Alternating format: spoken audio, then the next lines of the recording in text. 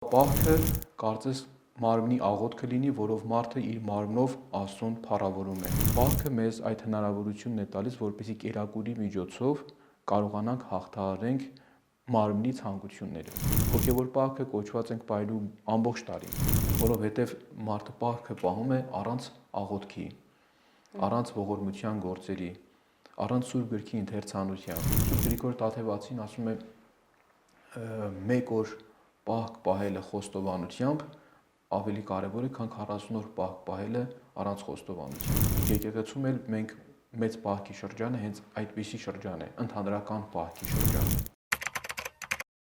Բարև ձեզ։ Այս տարի մարտի 3-ից մեկնարկեց մեծ պահքը։ Այս հոգևոր ճանապարհորդությունը ճանապարհը ճիշտ անցնելու համար այսօր լսելու ենք Տեր-Աշոտ Քահանա Սաֆարյանի խորհուրդները։ Շնորհակալ ենք, որ այսօր այստեղ եք։ Տեր հայր, մենք նշում ենք, որ մեծ պահքը պարտականություն չէ, սովորություն չէ, նիհարելու միջոց չէ։ Բժշկություն է մեր հոգու ու սրտի համար։ Քրիստոնեական եկեղեցու դարավոր փորձառությունը սրբության հասնելու ճանապարհին կարևորել է հատկապես 3 կարևոր բարեպաշտական ուղղություն, այն է աղոթքը, պահքը եւ ողորմությունը։ Եթե աղոթքը ավելի շատ հոգուն առնչվող գործողություն է, երբ որ մարդը իր սրտի լավագույն խոսքն ու մաղթանքն է ուղղում Աստծուն, իսկ ողորմությունը մարդու ստացած բարիքներից այլոց բաշխելն է, ապա պահքը կարծես մարմնի աղոթքը լինի, որով մարդը իր մարմնով Աստծուն փառավորում է։ Որովհետև պահք պահելով մենք դրանով Աստծուն շնորհակալություն ենք հայտնում, որ Աստված մեզ ուժ է տվել, առողջություն է տվել եւ մենք մեր առողջությամբ Աստծուն ենք շնորհակալություն հայտնում։ Մեր մարմինը մի փոքր ճնշելով համադամ կերակուրներից, համեղ խորտիկներից, այնպես ենք անում, որ մեր հոգին զուգահեռաբար զորանա։ Այսինքն կերակուրները հայտնի ճշմարտություն է, որ մարդու զգայարանները սնուցում են, մարդու կրքերին ուժ են տալիս, մարդու ցանկությունները ավելի կարող են վառ արտահայտվել, իսկ համեղ կերակուրներից մի փոքր էլ չափազանց շատ սնունդից մարմինը զրկելով եւ դրան զուգահեռ մտածելով աղոթքի մասին, Աստծո խոսքի մասին խոկալու մասին, Աստծո խոսքը ընթերցելու մասին, մենք դրանով կարողանում ենք մեր հոգին զորացնել։ Եվ այսպիսով պահքը միջոց է դառնում, որպեսզի մարմինը ճնշելու ճանապարհով հոգին զորացնենք։ Այլապես պահքը միայն ինքն իրենով նպատակ չի ունենա, որովհետև Աստված չի կամենում, որ մենք պարզապես մեր մարմինները ճնշենք եւ այդպես մնանք, որովհետև Տեր Հիսուս Քրիստոսն ինքը ասաց, երբ որ պահք ես պահում, տրտմերես պետք չի լինես, այլ քո երեսը լվա եւ ուրախ ներկայացիր, որովհետև իրականում ոչ թե մենք ենք պահքը պահում, այլ պահքն է մեզ պահում։ Պահքն է մեզ պահում մեղքերից, անօրենություններից, սխալ ճանապարհներից։ Հոգևոր կյանքում կա այսպիսի մի փորձառություն, որ մարդը չի կարող պարզապես մեղքից հեռու լինել, այսինքն չեզոք լինել մեղքի նկատմամբ։ Մեղքը հաղթահարելու համար կա ճանապարհ եւ այն առաքինության ճանապարհն է։ Եվ առաքինությանը հետևելով է միայն, որ մարդը կարող է հաղթահարել մեղքը, այլապես մեղքի նկատմամբ չեզոք դիրքը անհասկանալի է եւ հնարավոր չէ պատկերացնել ինչպես կարող է մարդը մեղքից հրաժարվել եւ այդպես ապրել։ Մեղքից միայն հնարավոր է հրաժարվել առաքինություններին հետևելով։ Պահքի էության մասին խոսեցինք, պիտի խնդրեմ, որ նաև ծագման մասին խոսենք։ Պահքի ծագումը այնքան հին է, որքան մարդկությունը։ Պահքը հաստատվել է դեռևս դրախտի պարտեզում Աստծո կողմից, երբ առաջին մարդկանց Աստված պատվեր տվեց բոլոր ծառերի պտուղներից ուտել, բացի չարի եւ բարու գիտության ծառից։ Հետաքրքրական է, որ Սուրբ Գիրքը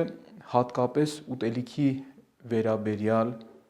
զգուշացումն է դարձնում առաջին պատվիրանը։ Մեզ համար կարող է հարց առաջանալ, ինչու հենց ուտելիքի նկատմամբ է Աստված այդ զգուշացումը տալիս մարդուն, որովհետև կան այլ եւ այլ ավելի ծանր մեղքեր, ավելի շատ ծանր հանցանքներ, որ մարդը երբևէ կարող է գործել, բայց ինչու է հենց Աստված ընտրում ուտելիքի վերաբերյալ զգուշացումը։ Եթե մենք նայենք մեր եկեղեցու կյանքում կիրառվող խոստովանության կարգին եւ այնտեղ ընթերցենք 7 մահացու մեղքերը, վերից վար եթե մենք ընթերցում ենք, տեսնում ենք, որ ընդհանրապես ներքևում է գտնվում ворկրամոլություն, այսինքն հպարտություն, նախանձ, բարկություն, ագահություն, բղջախոհություն եւ իջնում միջև ворկրամոլություն։ Այստեղ տեսնում ենք, որ ворկրամոլության մեղքը ինչով է տարբերվում մյուս բոլոր մեղքերից։ Եթե որևէ մարդուն մեղադրում են այս կամ այն մեղքի համար, մարդը դրանից ամոթ է զգում։ Երբեմն փորձում է արդարանալ, եթե ունի մեղքի գիտակցում եւ խոնարհություն, ընդունել իր մեղքը եւ սրբագրել։ Բայց երբ դրանցից ворկրամոլությունը տարբերվում է մյուս բոլոր մեղքերից նրանով, որ երբեմն այս մեղքի մեջ գտնվող մարդը չի ամաչում իր մեղքի մեջ լինելու մեջ։ Երբեմն մենք կեղծ արժեք ենք ստեղծում որևէ մարդուն բնութագրելու համար, նրան ասում ենք ուտող խմող մարդ է։ Եվ այս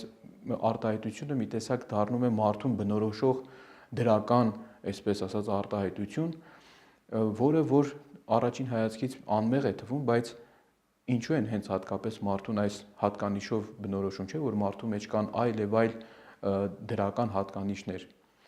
Սա կարող ենք դիտարկել այն իմաստով, որ ворկրամոլության մեջ գտնվելիս հաճախ մարդիկ դրա համար չեն քննադատվում։ Մարդը դրա վնասը միանգամից չի զգում եւ առաջին անգամ դրա կիրառելիս կամ դրա մեջ գտնվելիս մարդը հաճույք է ստանում, բայց հետագայում է այն իր վնասը հասցնում մարդու հոգեվոր եւ առողջական կյանքին։ Հոգեվոր կյանքին այն իմաստով, որ ворկրամոլությունից են ծնվում պիղծ խորհուրդները, դրանից է առաջանում ագահությունը, դրանից հետո ծուլություն, դրանից հետո բարկություն, նախանձ միջև հասնում հպարտության։ Այսինքն չարը մի տեսակ նուրբ ձևով է մարդու հետ խաղում, ոչ թե մարդուն գցում է հպարտության մեղքի մեջ, որ մարդը ուրիշից բացասական ազդակներ ստանա եւ հետ կանգնի, կամ բարկության մեջ, որ ուրիշները քննադատեն եւ ինքը մի քիչ ամոթ զգա եւ հետ կանգնի այդ մեղքից, այլ մարդուն գցում է այնպիսի մեղքի մեջ, որ մարդը ուրեմն մեղքը աննկատ թափանցի մարդու կյանք եւ ворկրամոլությունից մինչեւ հպարտություն այդ անցումը տեղի ունենա։ Եվ Պահքը մեզ այդ հնարավորությունն է տալիս, որպեսզի կերակուրի միջոցով կարողանանք հաղթահարենք մարմնի ցանկությունները։ Կարծում եմ սխալ պատկերացում է, երբ որ մարդը մտածում է միայն կարող է հոգեվոր պահքը պահել եւ մարմնավորը անտեսել, որովհետեւ մարմնավոր պահքը իսկապես օգնում է հոգեվոր պահքին։ Անշուշտ միայն մարմնավոր պահքը բավական չէ, պետք է հոգեվոր պահքը։ Մենք տարվա մեջ ունենք պահոց օրեր եւ սրբոց տերունի օրեր։ Հոգեվոր պահքը կոչված ենք պահելու ամբողջ տարին, բայց պահքի օրերը, որոնք մարմնավոր պահեցողություն են ենթադրում, հարկ է հենց գործադրել պահքի օրերին։ Եվ կարծում եմ մեծ պահոց շրջանը հիանալի առիթ է, որպեսզի մարդը կարողանա իր անձը կրթել հոգեվոր եւ մարմնավոր պահեցողության մեջ։ Կարող ենք ասել, որ պահքը միջոց է գտնելու Տիրոջը մեր կյանքում։ Այո, այն իմաստով, որ պահքը խախտելով մարդը կորցրեց Աստծո հետ ներդաշնակ ապրելը։ Ինչպես Սուրբ Գիրքն է ասում, Աստված առաջին մարդկանց դրախտից դուրս դրեց այն անհնազանդության համար, որ մարդը գործեց Աստծո առջև։ Եվ այդ անհնազանդությունն էր, որ մարդու երջանկությունը խլեց մարդուց, որովհետև մինչ այդ պահեցողությունը հնարավորություն էր տալիս մարդուն, որպեսզի մարդը վայելեր անանց երջանկությունը։ Այսինքն մենք կյանքում երջանիկ պահեր շատ կարող ենք ունենալ, բայց այդ պահերը անցողիկ կարող են լինել։ Միայն այն երջանկությունն է մնայուն եւ տևական, որ մարդը իր երջանկությունը գտնում է անանց աղբյուրի հետ, մշտահոս աղբյուրի հետ, եւ այդ մշտահոս աղբյուրը նույնանում է Աստծո հետ, ումից կարող է իսկապես երջանկություն ճառագել։ Եվ այդ խորհրդով եկեղեցիների վարակույրները փակվում են, որովհետև երբ որ մարդը դուրս դրվեց դրախտից, Աստված չկամեցավ, որ մարդը այդ մեղավոր վիճակում նաև անմահությունը ժառանգի եւ դրախտի դռները հսկելու համար իր բոցեղեն հրեշտակները կարգեց, որպեսզի նրանք հսկեն այդ ճանապարհը, որպեսզի մարդը միայն վերադառնա այն ժամանակ, երբ որ կարողանա իր մեղքը քավել ապաշխարությամբ եւ Աստծո փրկagorցության համաձայն։ Եվ դարերի ընթացքում Աստված ողորմություն արեց մեզ աշխարհ ուղարկելով իր միածին որդուն, որպեսզի Քրիստոս վերստին բացի դրախտի ճանապարհը,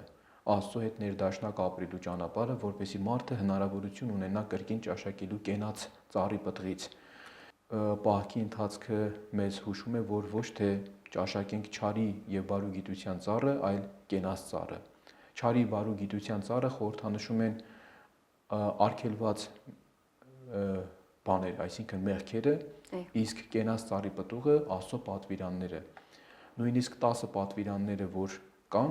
10-ից 5-ը իրենց մեջ կրում են բաներ, որ ասում են մի արա, իսկ 5-ը պատվիրաններ, որոնք պետք է մարդը անի։ Այդ մի արան խորհրդանշում է չարի եւ բարի գիտության ծառի պտղից չճաշակելը, իսկ այն ինչ որ մարդը պիտի անի, դա կենաց ծառի պտուղը ճաշակելն է խորհրդանշում։ Տեր ուզում եմ մի փոքր էլ խոսենք հոգևոր զարգացման, ինքնաճանաչման մասին, ինքնաճանաչողության։ Ինչպես կարող է մեծ պահքն օգնել մարդուն վերագտնել ինքն իրեն ու կապը Աստծո հետ։ Գիտեք, մեզ կարող է հաճախ թվալ, թե մենք ինքներս մեզ լավ ճանաչում ենք, մենք ինքներս մեզ լավ գիտենք, բայց մենք այդքան էլ լավ չճանաչենք մեզ եւ այդ բարձվի հենց հատկապես այս պահքի շրջանում։ Երբեմն մարդ կարող է իրեն թվալ, թե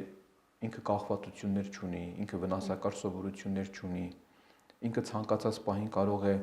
անել այն ինքը ինչ չի ուզում եւ չանի, եւ անի այն ինչը որ ինքը ուզում է, բայց երբ որ պահքի ընթացքը գալիս է, մարդը պետք է որոշակի սահմաններ դնի իր ցանկությունների, իր պահանջմունքների նկատմամբ, մարդը կտեսնի, որ ինքը բավական տկար է։ Այստեղ մարդը իրեն բացահայտում է որպես երբեմն տկար անձնավորություն, ով կարիք ունի օգնության, ով կարիք ունի շնորհի եւ Աստծո միջամտության, որովհետեւ ինչպես Տերն է ասում, առանց ինձ ոչինչ անել չեք կարող։ Եվ մեկ էլ տեսնում ենք, որ մարդը, որ ընդամենը կարող է մսեղենից հրաժարվել է լինի կամ կատնամթերքից հրաժարվել է լինի, պարզապես սննդային տեսանկյունից դժվարություն ունենա, կամ կախվածություն ունենա ալկոհոլից կամ ծխախոտից, կամ տարբեր վնասակար սովորություններից, կամ ունենա այնպիսի արարքների շարք, որոնք ցանկալի չի, որ ինքը շարունակի, տեսնի, որ բավական դժվար է դրանից ազատվելը։ Բայց այն ինչը որ մարդու համար դժվար է, մարդկային ուժերով անհնարին է, Աստված է օգնում, որովհետև պահքի ընթացքը հենց արդյունավորվում է նրանով, որ մենք միայնակ չենք պայքարում մեր մեղքերի դեմ, մեր վատ սովորությունների դեմ, այլ Աստծո օգնությունը ունենք մեզ հետ։ Եթե մենք մտածենք ինքներս ենք անում դա, կարծում եմ մեր մոտ ոչինչ չի ստացվի, եթե չլինի Աստծո օգնությունը։ Աստված ուզում է տեսնել մեր հոժարությունը։ Եթե մարդը հոժարություն է ցուցաբերում մեղքից ազատվելու, Աստված իրեն ուժ է տալիս։ Երբ որ մարդը մտածում է ինքն իր ուժերով կարող է ազատվել մեղքից, Աստված իր օգնությունը չի տալիս մարդուն եւ թողում է, որ մարդը ինքն իր ուժերով անի եւ մարդու մոտ տեսնում ենք ձախողում է լինում։ Երբեմն դրանով է բացատրվում այն, երբ որ մեկը պահք է պահում եւ ասում է ինձ մոտ ոչինչ չստացվեց, որովհետեւ մարդը պահքը պահում է առանց աղոթքի, առանց ողորմության գործերի, առանց Սուրբ Գրքի ընթերցանության, իսկ պահեցողությունը առանց այդ բաղադրիչների պարզապես կարող է վերածվել սննդային դիետայի, որը որ անօգուտ է մարդու հոգևոր կյանքի համար։ Միգուցե ֆիզիկական առողջության համար կարող է օգուտ լինել, բայց պահքը իր գլխավոր նպատակին չի կարող ծառայել այդպես։ Հետևաբար պահքը պետք է անպայման ուղեկցվի աղոթքով, որպեսզի մարդու հոգևոր կառույցը դրանից զորանա։ Պահքը պետք է ուղեկցվի Սուրբ գրային ընթերցումներով, ընդհանրական աղոթքներով, սուրբ պատարագներով, մանավանդ հայ առաքելական եկեղեցում մեծի պահոց այս շրջանը ունի կիրակիների հատուկ հաջորդականություն, որ մեկը մյուսին լրացնում է, մեկը մյուսի հետ կազմում է մի շղթա, որ մեզ առաջնորդում է, հասցնում է այն գերագույն ուրախությանը, որ Քրիստոսի հարությամբ է բացվում մեր առջև։ Ուրեմն պահքի ընթացքը պետք է նաև ուղեկցվի հոգևոր պահեցողությամբ։ Սուրբ Գրիգոր Տաթևացին ասում է, մեկ օր պահք պահելը խոստովանությամբ ավելի կարևոր է, քան 40 օր պահք պահելը առանց խոստովանության։ Կամ ինչ օգուտ միայն մարմնավոր պահքը պահելուց, որովհետև սատանան ինքը ոչինչ չի ուտում, միշտ պահքի մեջ է կարելի ասել, մարմնավոր պահքի մեջ է, բայց հակառակվում է Աստծուն։ Ուրեմն շատ կարևոր է, որ պահքի ընթացքը նաև զուգորդվի խոստովանությամբ։ Տեր հայր, իսկ պահեցողության այս շրջանը ինչպես է անդրադառնում ընտանեկան ու համայնքային հարաբերությունների վրա։ Ինչպես աղոթքը, ինչպես ողորմությունը, այնպես էլ պահքը ունեն իրենց անհատական եւ ընդհանրական դրսևորումները։ Շատ կարևոր է, որ պահքը նաև լինի համայնքային մակարդակով, այսինքն եկեղեցում, լինի ընտանիքում, որովհետև այստեղ պահքը, երբ որ դառնում է անհատի ջանք, մի բան է, երբ որ համայնքային ջանք է լինում, այլ բան է։ Մենք Սուրբ Գրքում ունենք, այո, տարբեր օրինակներ, որ պահքը ամբողջ համայնքով եւ հասարակությամբ են պահել, ինչպես որ օրինակ Հովնան մարգարեն, երբ որ գնաց Նինվե քարոզելու, ամբողջ քաղաքով ապաշխարեցին։ Եվ եկեղեցում էլ մենք մեծ պահքի շրջանը հենց այդպիսի շրջան է, ընդհանրական պահքի շրջան է։ Ոչ թե անհատական, այլ ընդհանրական, որովհետև համայնքի մեջ անհատը զորանում է ոչ միայն Աստծով, նաև Աստծո միջոցով Աստծո օգնությունը ստանում է իր եղբոր կամ քրոջ միջոցով, որովհետև տեսնում է իր շուրջը մարդիկ, ովքեր նույն ջանքն են գործադրում հոգևոր փրկության համար, ովքեր նույն ձևով պայքարում են մեղքի դեմ, վատ սովորությունների դեմ, եւ ինքը իր ընկերոջ փորձառությամբ եւս զորանում է։ Այսինքն պահքի պահքը, երբ որ պահում ենք ընտանիքով, պահքը, երբ որ պահում ենք համայնքով, մեկս մյուսով զորանում է եւ այսպիսով մեր պահքը ավելի ընդունելի է լինում Աստծուն եւ մենք ավելի ենք կարողանում արդյունավետ պայքարել մեղքի դեմ։ Մոտավորապես ինչպես զինվորության մեջ որևէ մեկը թշնամու դեմ չի պայքարում միայնակ, այլ բանակով, զորքով, որպեսզի կարողանա այդ պայքարը իսկապես արդյունք տա։ Այդպես էլ եկեղեցու համայնքը մի բանակ ոնց որ լինի, որտեղ դու միայնակ չես, այլ քո կողքին պայքարում է չարի դեմ քո քույրը, քո եղբայրը, ունի նույն դժվարությունները, ինչ որ դու ես հաղթահարում, կամ միգուցե ավելի մեծ մեղքեր ունի, որը դրանք պետք է հաղթահարի, կամ ավելի մեծ ցանկություններ ունի, որոնք պետք է հաղթահարի, այս դեպքում պահքը ավելի արդյունավետ է դառնում, այսինքն համայնքային կյանքին ինտեգրված լինելը էապես օգնում է, որպեսզի պահեցողը կարողանա արդյունավետ պահի իր պահքը եւ իր պահքը իսկապես լինի Աստծո առաջ ընդունելի։ Տեր հայր, մենք իհարկե այսօր խոսեցինք մեծ պահքի օգտակարության մասին, բայց կցանկանամ, որ ամփոփելով նշենք, թե որոնք են մեծ պահքի պարգևները եւ արդյոք մեծ պահքը մեզ սովորեցնում է սովորել։ Այո, պահքը մեզ սովորեցնում է զսպվածություն, չափավորություն։